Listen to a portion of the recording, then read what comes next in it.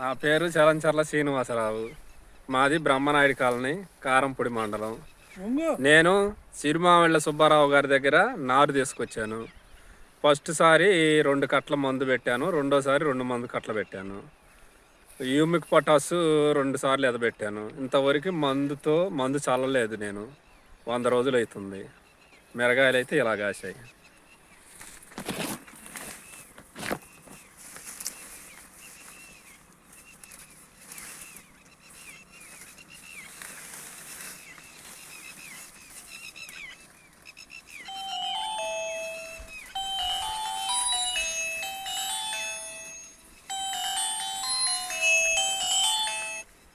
ఎంత ఇది?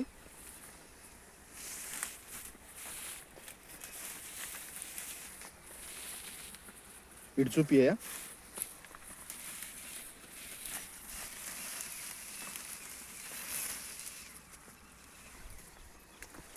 ప్రతి ఒక్క రైతు గమనించాల్సింది ఏంటంటే హ్యూమిక్ పొటాష్ పెడితే ఎట్లా కాస్తుందో ఒకసారి చలంచల సీను గారి మాటలోనే అన్నామండి.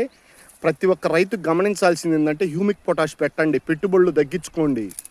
ఆయన 4 కట్టలు ఒక ఎకరానికి పెట్టి ఎకరానికి 25 నుంచి 30 క్వింటాలు మిరగాయలు కాపించిందంటే మీకు ఎంత పెట్టుబడి తగ్గిందో అనేది ప్రతి ఒక్క రైతు మాటల్లో వినొచ్చు. ఏం శ్రీనివాసరావు గారు ఏమనుకుంటున్నారు మీరు దీని గురించి, హ్యూమిక్ పొటాష్ గురించి? హ్యూమిక్ పొటాష్ ప్రతి ఒక్క రైతు వాడచ్చు, పెట్టుబడి తగ్గించుకొని మన అధిక దిగుబడి పొందవచ్చు. ఓకే అండి. మీరు దీనికి ఒక్కదానికి వేసారా, మాగాడికి ఏమన్నా వేసారా? నేను మిర్చి వరకే వాడానండి. మాగాటికి వచ్చాకనే దొరకలేదు, కానీ వాడదామని అనుకున్నాను. కానీ నెక్స్ట్ టైం వాడదామని అనుకుంటున్నాను.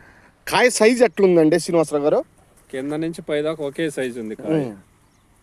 ఒక్కసారి కాయ సైజ్ చూపించండి.